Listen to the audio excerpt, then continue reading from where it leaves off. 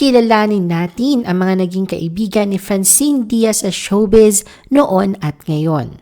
Ang iba sa kanila ay nananatiling kaibigan niya pa din, samantalang ang iba naman ay friendship over na. The Philippine Showbiz List presents Francine Diaz's Friends and Ex-Friends in Showbiz. Andrea Brillantes. Isa sa mga kwento ng pagkakaibigan na umani ng sari-saring reaksyon mula sa publiko ay sa pagitan ni Francine at Andrea. Noong 2022, ang mundo ng social media ay inulan ng mga chismis tungkol sa di umano'y hidwaan sa pagitan ng dalawa. Naglalaman ito ng mga alingaw-ngaw na pagtatalo dahil sa isang love triangle na di umano'y kinasasangkutan nila kasama si Seth Fedlin. May mga kwento rin tungkol sa mga emosyonal na pagkikita ng dalawa sa isang dressing room na nagpapalakas pa sa usap-usapan. Ngunit tulad ng paglipas ng mga ulap sa kalangitan, ang pagkakaibigan ng dalawa ay tila nagkaroon ng bagong liwanag. Sa isang panayam noong November 2023, ipinahayag ni Francine na maayos na ang kanilang ugnayan ni Andrea. Inamin niya na bagamat hindi na sila tulad ng dati na super friends pero very civil naman daw. Seth Fedlin. Ang paglalakbay ni Seth at Andrea mula sa pagiging mga bida sa teleserye tungo sa pagiging mga kaibigan sa labas ng set ay isang kwento ng tunay na samahan na hindi natitinag na anumang unos o kontrobersya.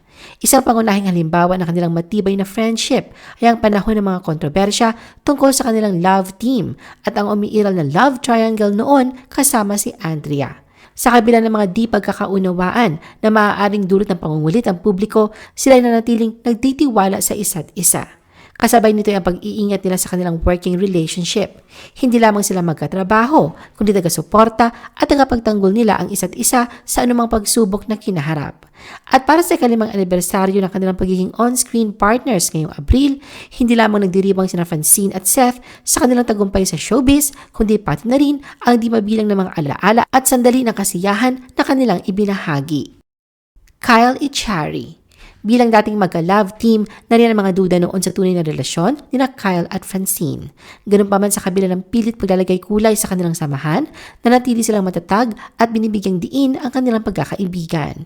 Hindi sila nagpadala sa alingaw-ngaw ng kahibangan at nanatili silang tapat sa isa't isa, hindi lang bilang kaibigan kundi bilang magkatrabaho. Ayon nga kay Francine, sila ni Kyle ay best friend and partner noon at hanggang ngayon. Annalane Salvador. Taong 2022, ang pagkakaibigan ni Francine at Annalane ay nasaksihan sa likod ng mga kamera sa ABS-CBN teen romantic comedy television miniseries na Bola Bola. Sa bawat eksena, lumalabas ang kakaibang koneksyon at pagkakaunawaan sa pagitan ng dalawa na nagbigay daan para sa mas malalim na ugnayan sa labas ng set. Lalo pang napatunayan ang lakas na kanilang pagkakaibigan nang subukan ni Francine na biktimahin si Annalane sa isa na gawa niyang prank call. Sa boses na tila bagong gising, hindi napigilan ni Francine ang kanyang pagtawa, subalit sa halip na mapikon, si Annalane ay nagpakita ng kanyang joyful personality at pagmamahal sa kaibigang si Francine. Raven Rigor. Hindi lamang sa larangan ng showbiz nagsikap sina Raven at Francine kundi pati na rin sa labas ng kamera.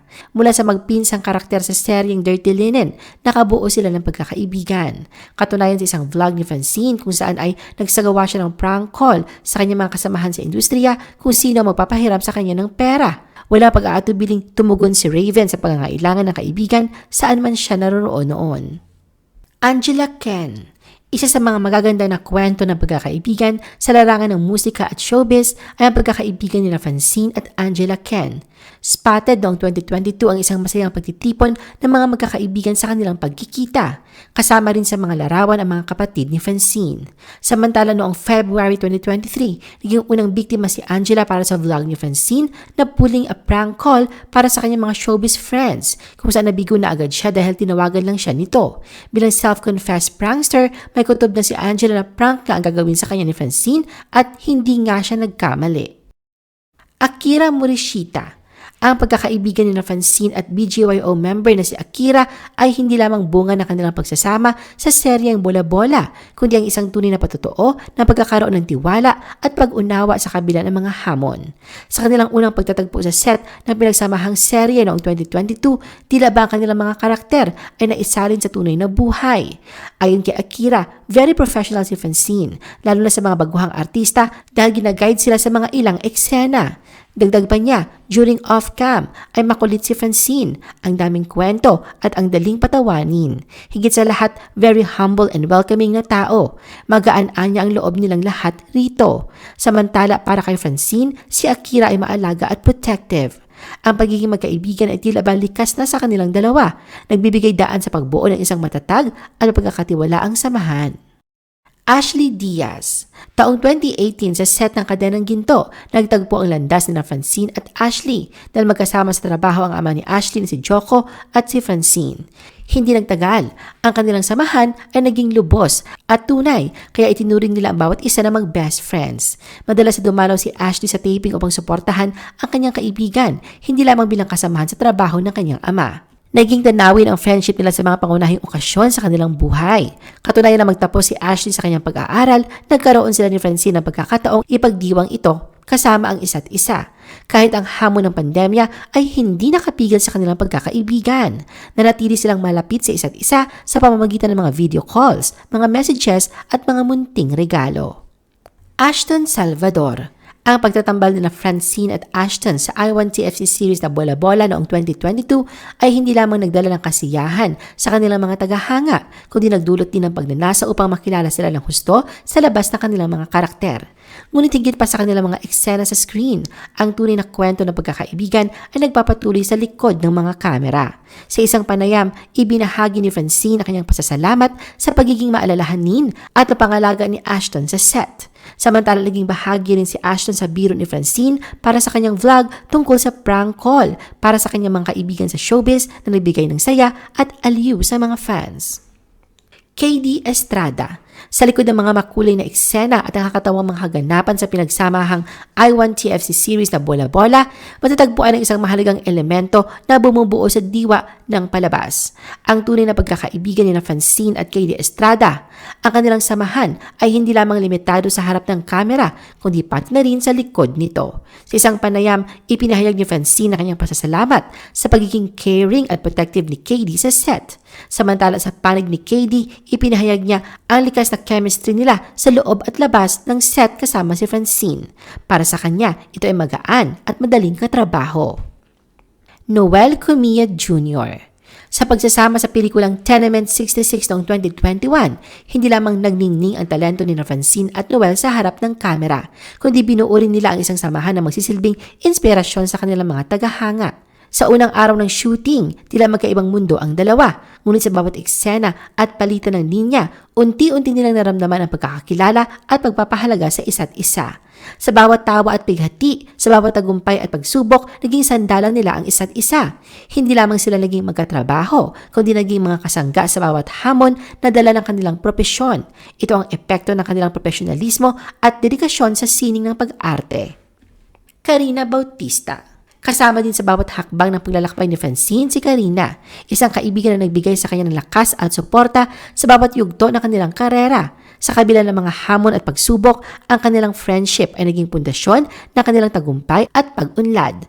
Sa bawat video sa TikTok, YouTube at behind-the-scenes moments, nariyan na masiglang mga tawa at mga kwentuhan na siyang tunay na pagkakaibigan na bumubuo sa kanilang samahan. Zach Tabudlo. Sa likod ng entablado at kamera, mayroong kwento ng pagkakaibigan na matagal nang hinintay ng mga tagahanga. Habang pinapanood ng nakakagulat ng chemistry ng Francine at Zach sa music video ng As You Are, marami ang nagtatanong kung ano nga ba ang lihim sa likod ng kanilang nakakamanghang pagtatambal. Ang sagot ay simple, sila ay tunay na magkaibigan mula pa noong kanilang kabataan. Ayon kay Francine, nagkasama sila ni Zach noong 10 taong gulang pa lamang siya habang 12 naman ito. Ang kanilang pagkakaibigan ay nagsimula habang sila ay bata pa lamang sa ilalim ng iisang talent agency. Ngunit sa kabila ng paglipas ng panahon at pagtahak ng kanya-kanyang landas sa kanilang karera, hindi nagbago ang kanilang samahan. Matapos ang 8 taon sa likod ng mga kamera at malayo sa liwanag ng showbiz, nagkita muli ang dalawa at ang pagkakaibigan ay tila walang anuman ang nagbago. Jada Avanzado. Ang pagtatagpo ng mga landas na Francine at Jada ay hindi bunga ng isang eksena sa pelikula, bagkus sa isang kaganapan ng tunay na buhay, isang paglalakbay mula sa Amerika patungong Pilipinas noong 2019.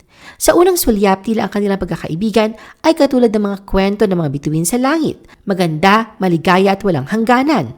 Ngunit tulad ng mga tala, may mga sandali rin na ang liwanag ay hindi kasing taglay ng kabigha-bighani. Si isang panayam kamakailan, prank ang sinabi ni Jada na nagkaroon sila ng hindi pagkakaintindihan ni Francine.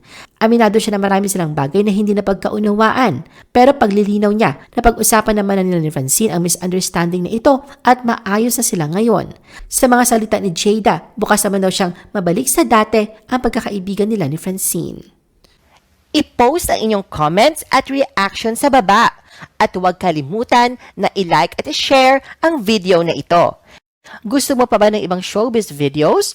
Panoorin ang aming iba pang top viewed videos. Para sa aming mga YouTube viewers, pumunta lang sa description ng video na ito o i-click ang link sa itaas ng screen. Para naman sa mga Facebook viewers, ay maaari ninyong hanapin ang mga link sa comment section ng video. I-follow nyo din kami sa Facebook at mag-subscribe sa aming YouTube channel. Thanks for watching!